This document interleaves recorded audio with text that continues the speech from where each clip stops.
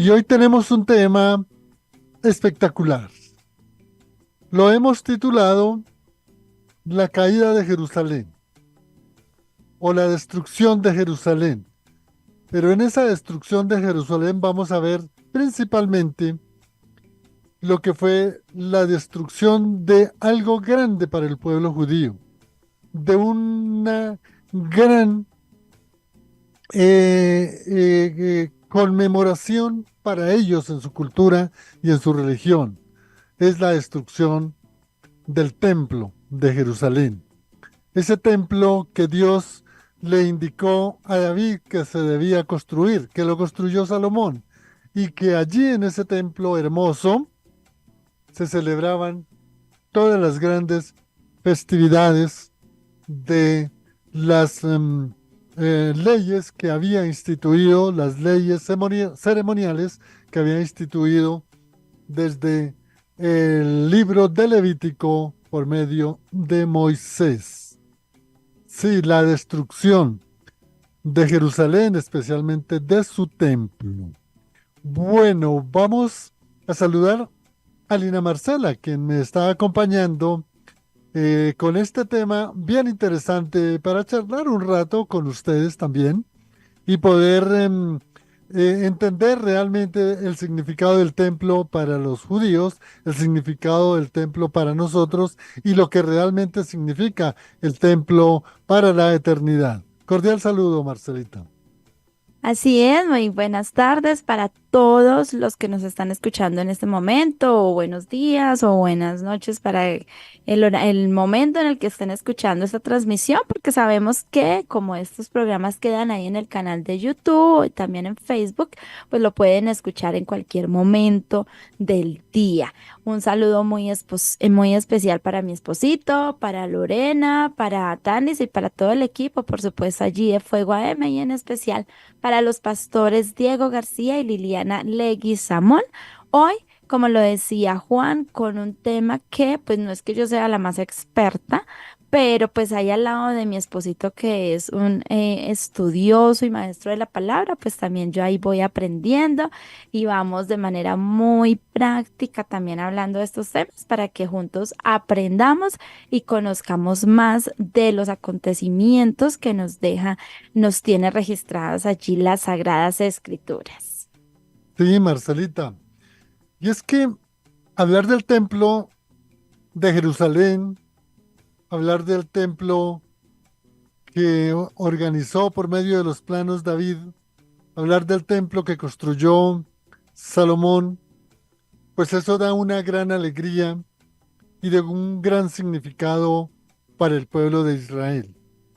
Pero también esa faceta contraria de el dolor, el ver destruido ese templo en el año 586 antes de la era cristiana, y luego también verlo reconstruir por Nehemías y por Zorobabel, y luego que Jesús estuviese en ese templo para luego nuevamente haber sido destruido hasta el momento, en el año 70 por el general Tito, pues esto causa nostalgia, causa dolor, y si eso lo sentimos nosotros, que somos gentiles, pensemos qué sentirá el pueblo de Israel, especialmente todo lo que se trata de lo que es la ortodoxia judía. De tal manera que ese va a ser el tema. Y si hay alguna pregunta o se quieren comunicar, qué bueno, háganlo. 322-729-1386. O también lo pueden hacer al 317-618-8445.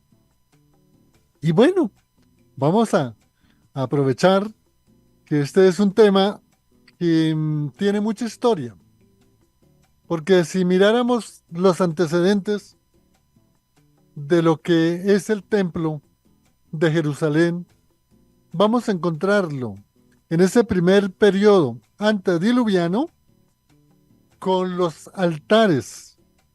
que hizo, por ejemplo, Abel, o el que hizo después Noé para dar ofrendas al Señor, o los que hizo em, Abraham, Isaac, Jacob allá en Betel, y después otros que hicieron grandes sacrificios y holocaustos para dar gracias al Señor y pedir el perdón de pecados.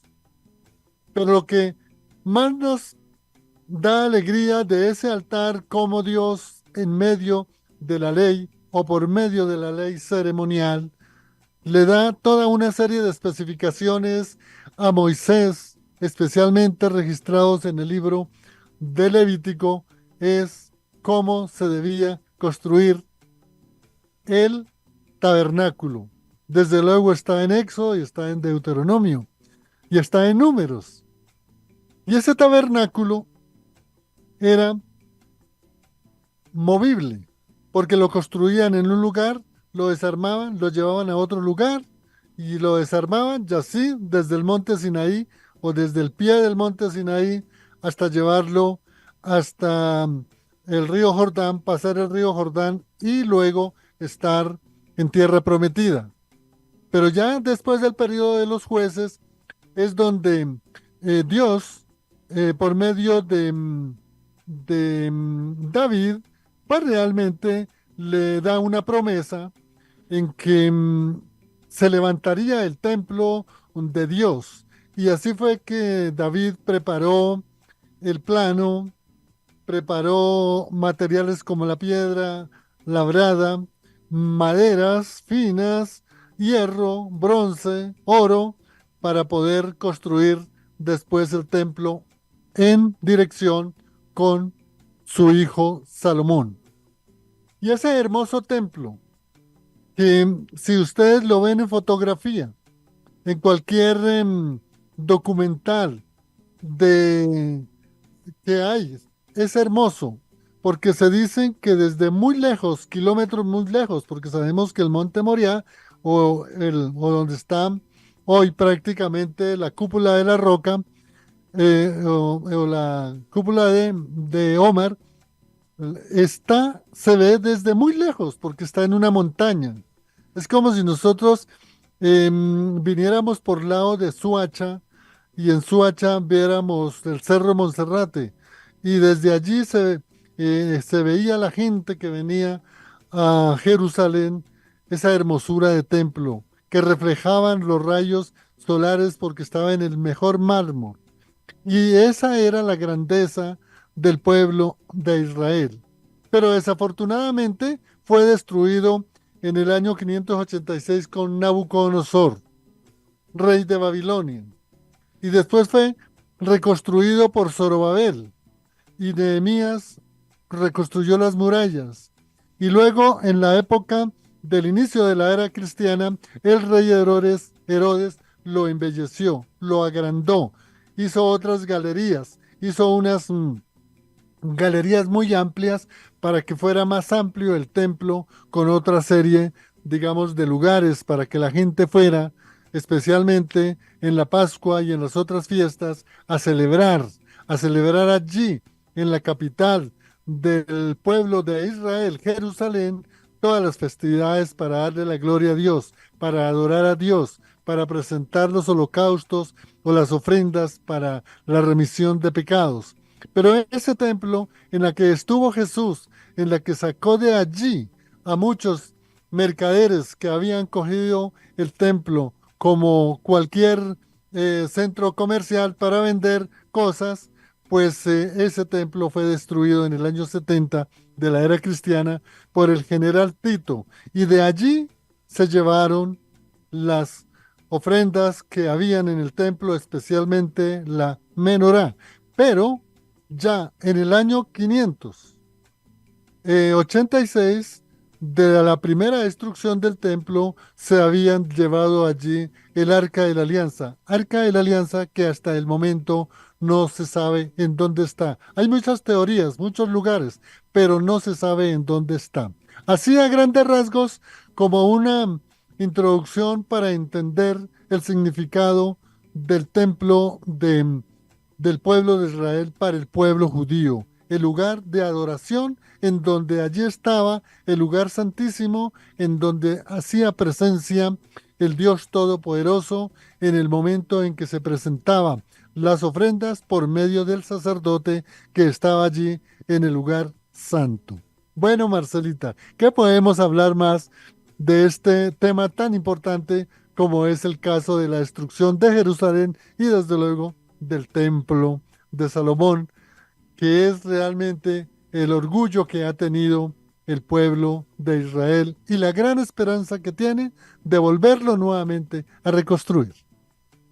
Sí, la verdad que cuando uno lee o escucha, pues porque en YouTube también se encuentra mucha información al respecto, pues es muy triste lo que pues vivieron los judíos en ese momento.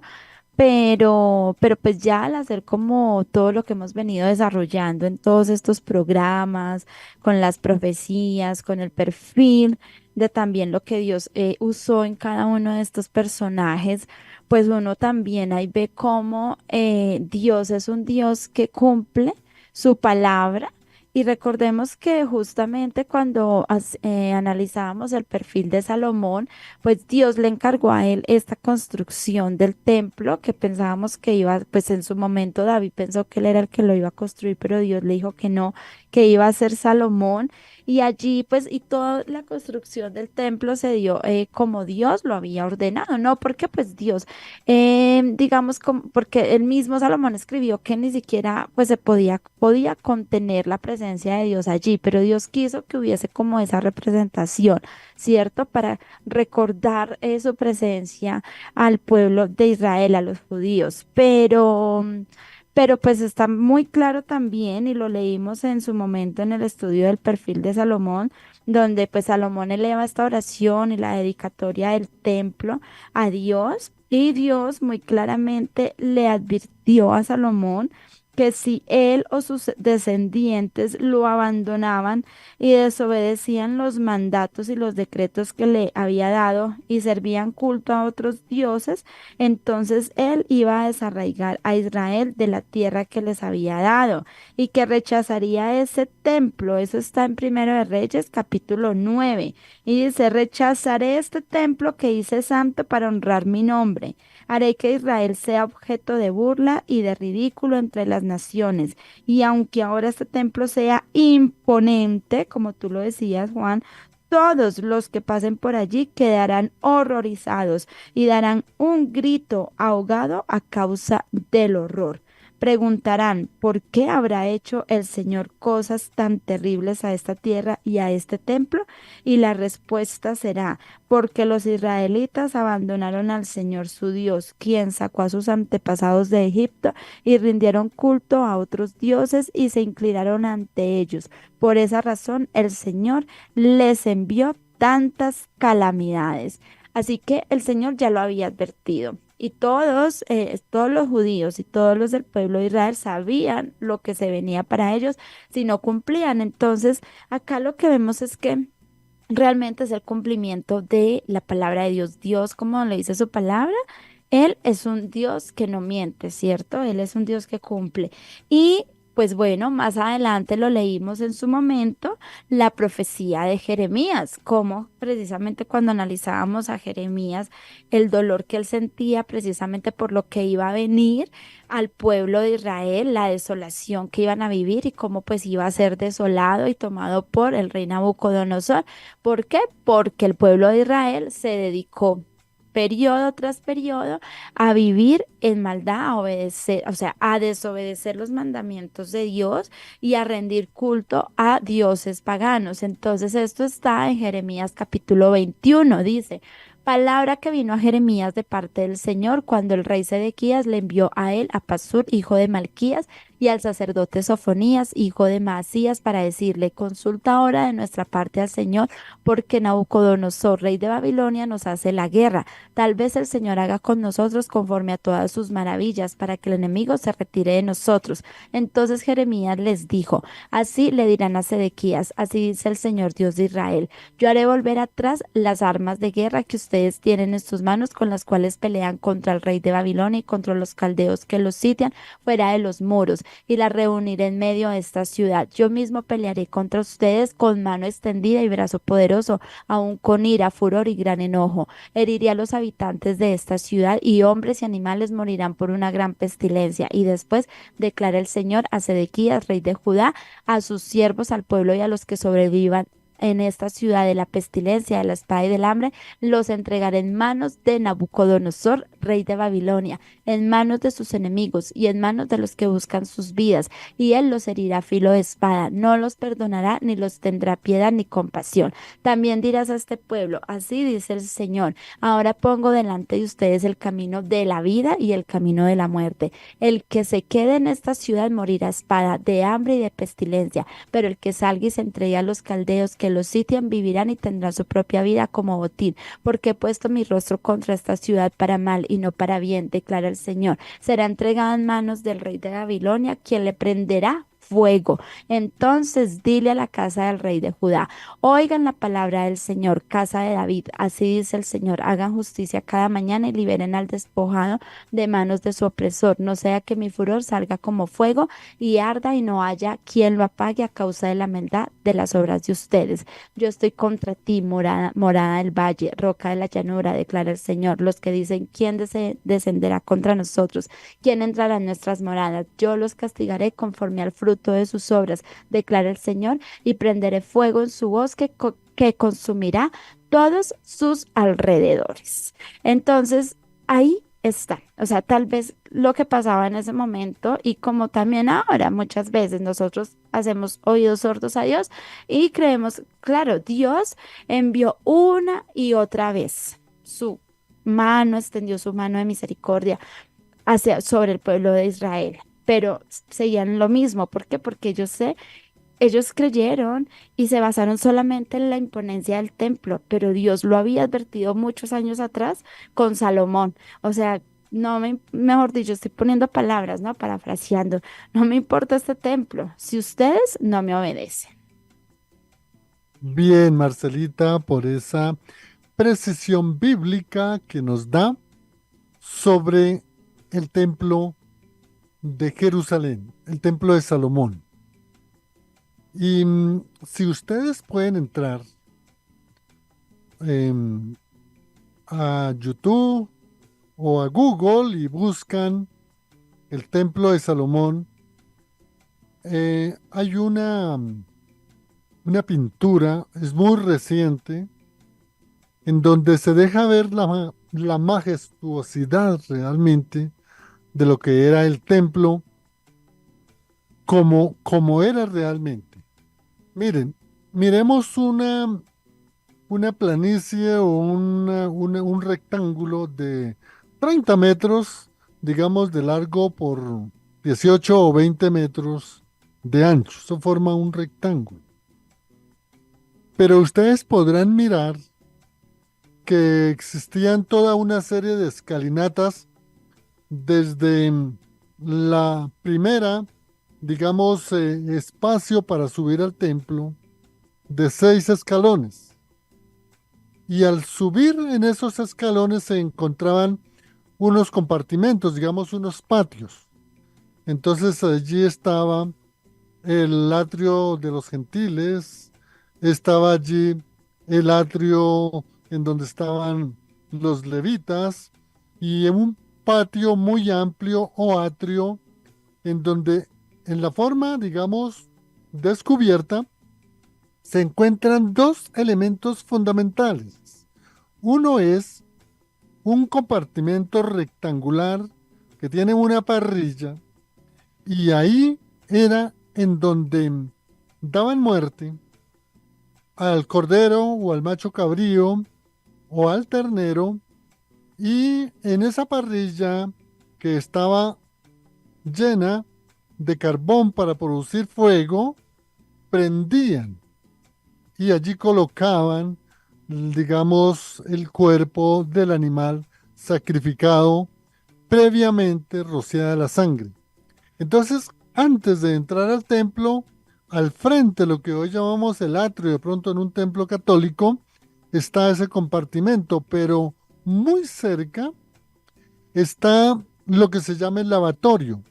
Un lavatorio era una pila que estaba empotrada sobre unos sobre unos toros o bueyes, y allí después del sacrificio, entonces se iban a lavar las manos quienes estaban los levitas en el holocausto. Y si ustedes ven el templo, como aparece en esa pintura reciente y que está precisamente ahí en Wikipedia, ustedes ven en primer lugar dos cuerpos como si fuera dos pisos superpuestos, y ustedes ven el color del mármol que realmente utilizaron. No era cualquier mármol, era un mármol que podríamos decir grisáceo, un gris humo o un gris más de color de nube. Y ese mármol hermoso era el que desde muy lejos se veía la refracción de los rayos del sol. Pero en la parte frontal hay dos columnatas muy grandes a cada lado de la puerta principal para la entrada al lugar santo, y son dos columnas que las hicieron en forma, digamos, cilíndrica, con un final que no es la columna dórica ni la jónica, sino es una columna con unos pliegues de unos ángeles. Y luego sí viene la puerta principal para entrar dentro del primer cuerpo al lugar santo en donde se hacía o donde se reunían los levitas. Pero al fondo estaba el lugar santísimo, que era donde estaba el arca de la alianza, y allí era donde solamente entraba el sumo sacerdote a regar sangre sobre el propiciatorio, es decir, sobre la tapa del arca de la alianza, y allí es donde para los judíos el significado era estar ahí en la presencia de Dios, o en otras palabras, ahí estaba la presencia de Dios. Entonces, para los judíos, para el pueblo judío, Dios no se presentaba en ningún otro lado, sino ahí en el templo. Por eso cuando se destruye el templo en el año 586, 70 años de cautiverio, y luego al regreso nuevamente vuelven a construir ese templo. Algunos historiadores dicen que retomaron el mismo mármol o que había sido construido, otros dicen que no, que el mármol se lo llevaron los babilónicos para hacer sus edificios, y que luego Zorobabel, junto con Esdras y otros, consiguieron otro mármol, pero ya no de la misma calidad. En otras palabras, se dice que no era como la misma belleza. Pero Herodes el Grande, a partir de la era cristiana, él embellece el templo, lo amplía, hace otros corredores, hace unas murallas, y es el templo que queda destruido en el año 70. Y lo único que queda del templo, prácticamente nada, porque esa muralla que se llama el Muro de los Lamentos era una muralla que sostenía la, la planicie que había construido Herodes, para que dentro de esa planicie había unos corredores muy amplios, luego venían las escalinatas para subir al patio de los sacrificios, al patio de los levitas, al patio de los gentiles, y luego sí, ya el edificio como tal, que fue el que construyó Herodes. Y si usted mira cómo era el templo, primer templo, con el segundo templo de Herodes, va a haber unos cambios bastante notorios. Y mire que hablar del templo de Jerusalén es hablar del espacio más, más adorado por el pueblo de Israel. Porque para ellos el templo era en donde estaba la presencia de Dios, así como en el tabernáculo, así como en el altar en la época patriarcal. Entonces, para el pueblo de Israel, en el año 586, al haber sido destruido, eso produjo en el pueblo un dolor tremendo. Pero así como ese dolor se producía en el pueblo, Nabucodonosor lo hizo porque ellos sabían que lo que más tenía valor para el pueblo de Israel era el templo y no otras cosas.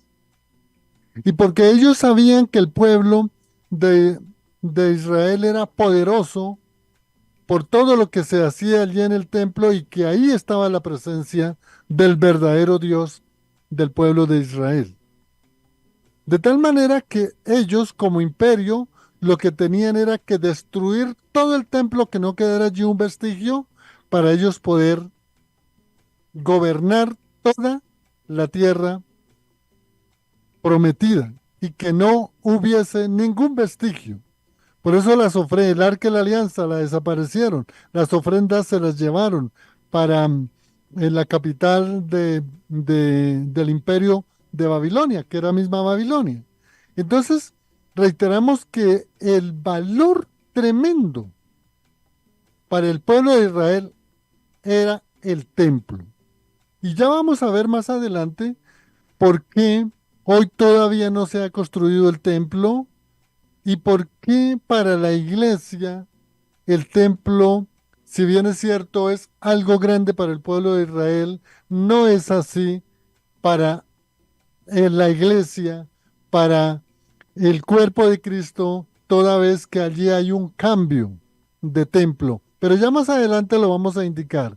Marcelita, adelante, qué bueno que nos siga compartiendo lo que el Señor te ha dado en conocimiento sobre este tema tan importante, la destrucción del templo de Jerusalén. Sí, digamos que esto del templo es algo que a todos nos debe pues también como mucho llevar en el espíritu a poder como sacar esas conclusiones que nos permitan crecer en nuestra relación con Dios. Si en su momento fue muy importante y fue algo, digamos, como magnífico, porque pues todo lo que uno lee allí en Reyes, en Crónicas, de cómo fue la instrucción que Dios le dio a David de que debía ser construido el templo, porque allí en el libro de Crónicas, en el capítulo 22, allí están todos los preparativos para la construcción del templo, ¿sí? Allí pues uno, cuando uno lee estos textos y todo lo que ellos recaudaron, por ejemplo, en el versículo 14 dice, he trabajado mucho para proveer los materiales para construir el templo del Señor. Hay 3.400 toneladas de oro, 34.000 toneladas de plata y tanto hierro y bronce que es imposible pesarlos. También he reunido madera y piedras para las paredes, aunque tal vez necesites agregar más. Cuentas con un buen número de hábiles carpinteros, canteros y artesanos de toda clase. Además, cuentas con expertos en orfebrería y platería y trabajadores del bronce y del hierro. Ahora, manos a la obra y que el Señor esté contigo. Después David ordenó a todos los líderes de Israel que ayudaran a Salomón en este proyecto. El Señor su Dios está con ustedes, les declaró, y les ha dado paz con las naciones vecinas. Él me las entregó y ahora están sometidas al Señor y a su pueblo. Busquen al Señor su Dios con todo el corazón y con toda el alma. Edifiquen el santuario del Señor Señor Dios para que puedan traer el arca del pacto del Señor y los utensilios sagrados de Dios al templo edificado para honrar el nombre del Señor. Y cuando uno lee eso y pues todo lo que los textos que hablan del tema, cuando Salomón en el capítulo 6, que además le tomó 7 años larguitos para terminar la construcción del templo, pero uno dice, bueno, Dios mío. Sí, sabemos que era muy importante para ellos, pero también como Dios también nos deja esa enseñanza en el Nuevo Testamento, cuando el Señor pues ni siquiera, o sea, él ni siquiera allí se la pasaba en el templo. Recordemos que él fue más a las, como a la población, a las comunidades, caminó por muchos lugares llevando su mensaje. Y nos deja esa enseñanza, ¿cierto? En el Nuevo Testamento de cómo nosotros somos el templo del Señor, cómo realmente Dios nos deja esa enseñanza de que nosotros debemos ser ese templo muy bien construido para gloria y honra del Señor. Cuando yo leo todo esto, sí, para Dios era importante y le dio estas instrucciones a David para que se construyera materialmente un templo que realmente glorificara, que diera esa honra a Él. Cuanto más, o sea, que las naciones en ese momento hablaran de ese templo, ¿cierto? Que las naciones enteras en ese momento, por el testimonio también del pueblo de Israel, diera la gloria y la honra a Dios. Entonces, cuanto más nosotros ahora que el Señor Jesús vino y fue con su sangre, el precio de su sangre, para reconstruir, si bien no el templo físicamente, sí el templo de nosotros con la relación con Dios. Me explico. Recordemos, y siempre debemos ir al inicio, en Génesis, cómo Dios hizo al hombre a su imagen y semejanza para tener esa relación de comunión con él, ¿cierto? Pero se rompe esa relación y de ahí que el hombre pues desde entonces ha buscado muchas formas para llenar su vacío y para poder entablar esa relación con Dios a través de templos, de muchas prácticas, pero Jesús es el que a través de él nosotros podemos tener esa relación y él es el que reconstruye nuestro templo de donde habita nuestro Señor, el Espíritu Santo, el Espíritu de Dios, para que nosotros, si tal vez ya no con esos materiales perfectos materialmente, pues tú y yo somos en nuestra vida, con el fruto del Espíritu Santo, somos los que le damos ese valor a este cuerpo que es el templo del Espíritu Santo para gloria y honra de nuestro Señor. Entonces, es muy bonito poder hacer como ese paralelo, ¿cierto? En la antigüedad, cómo Dios estableció eso y permitió que se construyera ese templo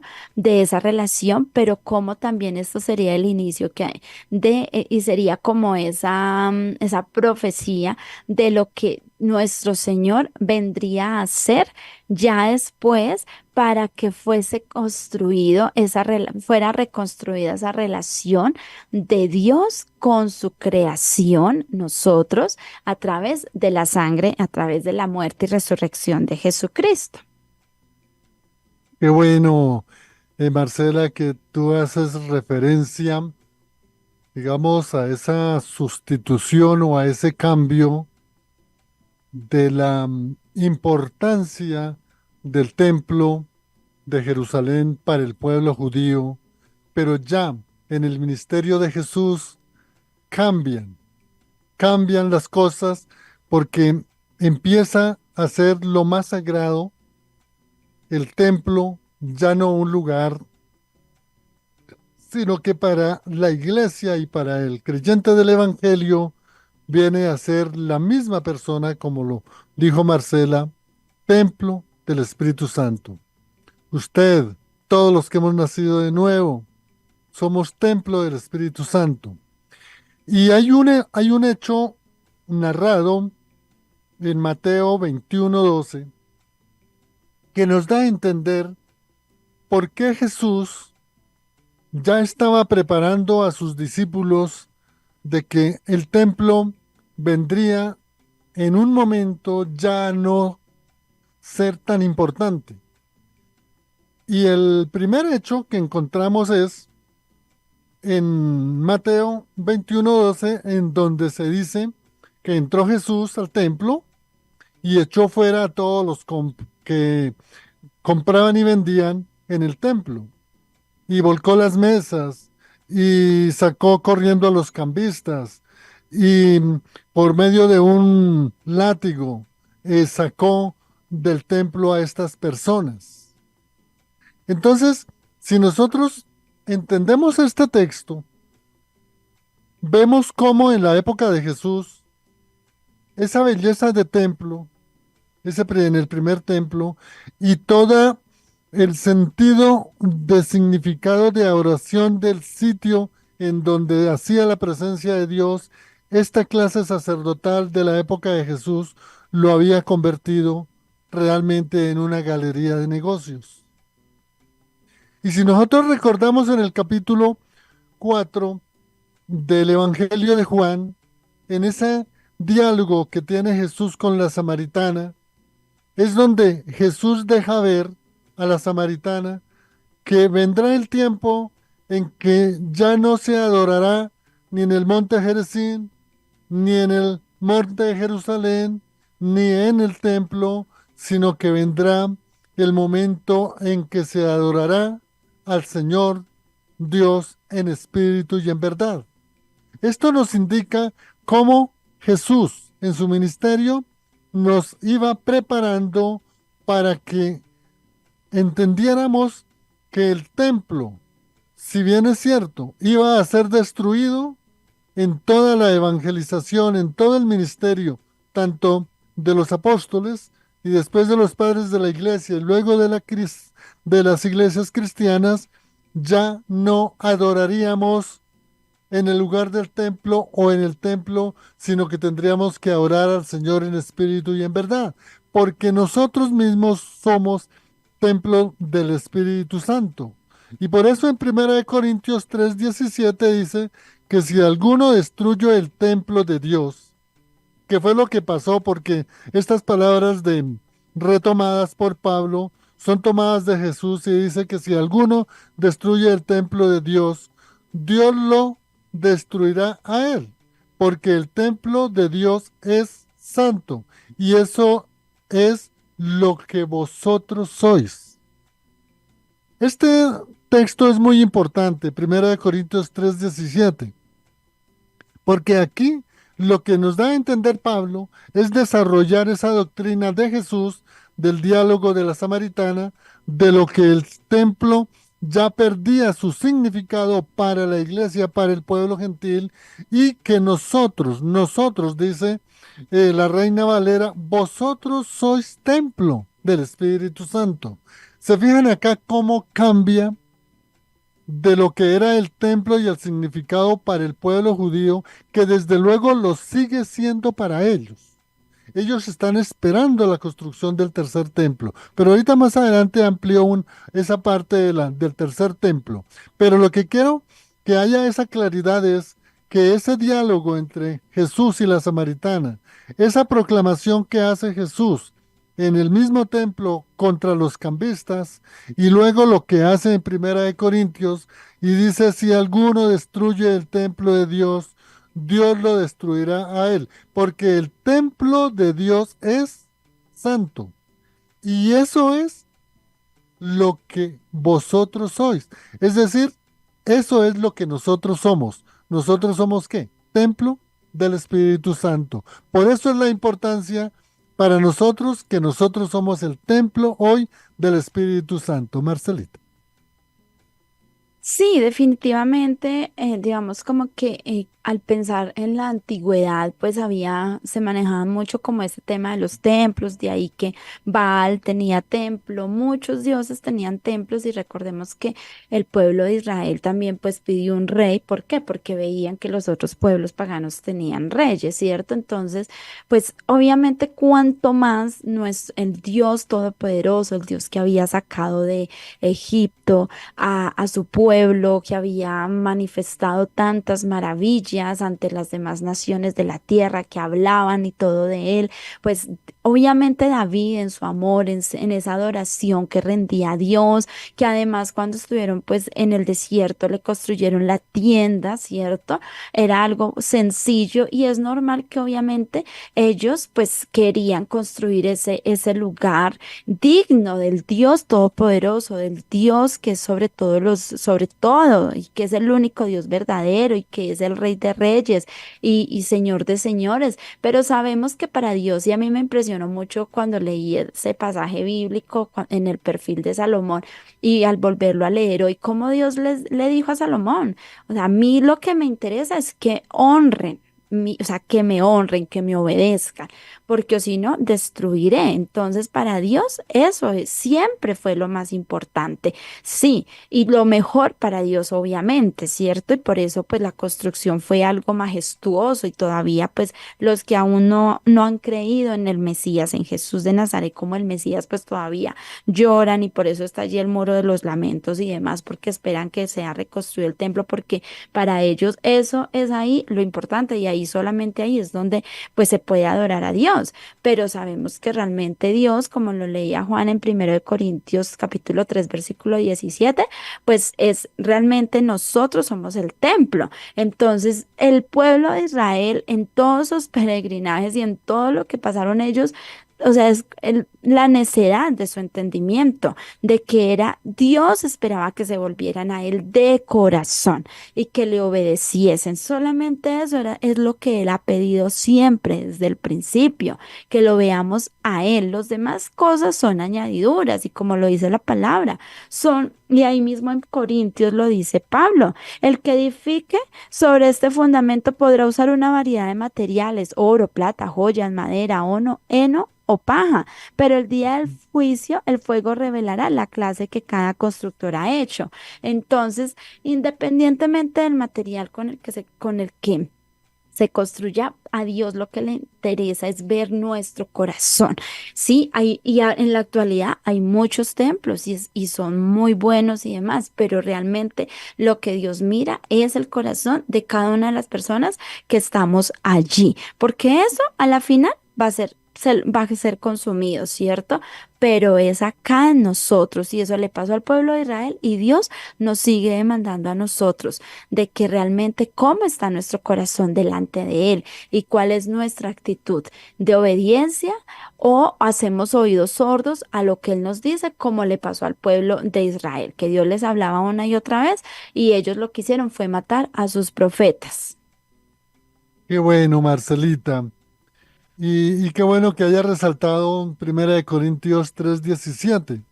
Esas palabras que no se nos pueden a nosotros quitar de nuestra mente todos los días, pensar en que nosotros hoy, como hijos de Dios, somos templo del Espíritu Santo, como lo dijo Pablo. Pero es que mire también la manifestación de Pedro en 1 de Pedro 2:5. Y aquí nos aclara más que nosotros realmente formamos parte del templo que es el cuerpo de Cristo glorificado. Y Pedro dice, en 1 de Pedro 2:5, dice, también vosotros, nosotros, ¿no? Como piedras vivas, sed edificados como casa espiritual, fíjese, como casa espiritual para un sacerdocio santo, para ofrecer sacrificios espirituales aceptables a Dios por medio de Jesucristo. Si ustedes examinan puntualmente y hacen una muy buena exégesis, con una muy buena contextualización, lo que nosotros podemos deducir de este texto es que nosotros, que hemos nacido de nuevo, que somos hijos de Dios, que llevamos una vida en santificación, somos piedras vivas. Ya no es una piedra labrada en un mármol fino, sino que nosotros somos esa piedra fina, labrada, que damos luz. Ahora dice, sed edificados como casa espiritual. Nosotros sabemos que la iglesia universal es espiritual y es, digamos, invisible. Esa es la definición de la iglesia espiritual, invisible y espiritual. Es decir, que nosotros no sabemos realmente quiénes más forman la iglesia universal. Por eso lo dice Pablo. Y dice, para un sacerdocio santo. ¿Quiénes somos sacerdotes? Todos. Los que hemos nacido de nuevo, tenemos el sacerdocio delegado, porque el sumo sacerdote es Cristo, ya no es el sacerdocio arónico, es el sacerdocio de Cristo. Y sigue diciendo el texto, para ofrecer sacrificios espirituales aceptables a Dios. Fíjese que acá estos sacrificios espirituales ya no es el ofrecer el cordero, el ofrecer un animalito, el ofrecer algunos cereales, sino que nosotros debemos ofrecer son sacrificios espirituales, es decir, lo que nosotros tenemos que hacer, la gloria a Dios, la alabanza a Dios, la adoración a Dios, el reconocimiento de que Dios es el templo del Espíritu Santo y que nosotros también somos templo del Espíritu Santo cuando en nosotros mora Cristo, el poder del Espíritu Santo. Y por eso es que a lo último dice este texto, por medio precisamente de Jesucristo. Ya no es por medio de un sacerdote, ya no es por medio y en un templo, ya no es por medio de un sacrificio de un animal, sino reitero el texto que dice Pedro, también vosotros como piedras vivas, sed edificados como casa espiritual para un sacerdocio santo, para ofrecer sacrificios espirituales aceptables a Dios por medio de Jesucristo. Marcelita, nos queda un minutico. Sí, sí, así es. Y bueno, todos estos acontecimientos son muy importantes conocerlos, la historia de todo lo que ha vivido, pues el pueblo del Señor, por supuesto, la toma del pueblo de allí de Jerusalén, cómo se llevó cautivo a los judíos, a Babilonia, y todo lo que construyó Salomón quedó en ruinas prácticamente. Ellos alcanzaron a sacar un montón de todo lo precioso que tenía el templo y destruyeron. Y es importante conocer todo esto, por supuesto, la historia, pero también que nosotros podamos, a la medida que conocemos esta historia, permitir que el Espíritu Santo nos redarguya para también nosotros, si ya bien no somos ese templo, o sea, si ya no es ese templo físico, como nosotros como templo del Señor, debemos rendirle honor, gloria y honra a Él con nuestro testimonio, ¿sí? O sea, nosotros, cada uno de nosotros somos esas piedras preciosas para el Señor y debemos honrarlo a Él, que las personas vean en nosotros el testimonio para que más lleguen a Él. Entonces, y pues todo lo que vivió el pueblo de Israel fue consecuencia precisamente de que ellos se olvidaron de Dios y se enfocaron más en las cosas materiales y en muchos actos que no honraban y agradaban a Dios. Entonces, esa es nuestra invitación de que realmente nos apropiemos de que somos templo del Espíritu Santo, somos el templo del Señor y que debemos dar fruto y mucho fruto, porque si no, como lo dice Él en los evangelios, Él corta el árbol que no da fruto. Excelente conclusión, Marcelita. Agradecemos. Por último, me queda solamente esto. Hay tres posiciones para el tercer templo, de acuerdo a los doctrinantes. Unos dicen que definitivamente en donde está la, la roca, la cúpula dorada, se construirá el tercer templo. Otros dicen que lo van a construir en otro lado, pero hay otros que dicen que el tercer templo es espiritual, es decir, toda la iglesia redimida junto con el pueblo judío. Agradecemos a los que estuvieron comunicados en WhatsApp, por Facebook y YouTube. Gracias por la participación y gracias Marcelita y en el Control Master gracias a Lorena. No se nos olvide que estamos precisamente ya para cerrar matrículas de la Escuela de Teología de Pensamiento Bíblico en Fuego AM. Inscríbase. Miren, es muy importante conocer todas estas historias, historia bíblica, la historia de la teología, la misma teología, las doctrinas, y van a empezar hasta este fin de semana hay plazo. Inscríbanse. Es muy importante conocer lo que nos van a enseñar estos grandes maestros en esta escuela de teología de pensamiento bíblico. Bendiciones. Gracias. Les habló Juan de Jesús Sánchez Aponte.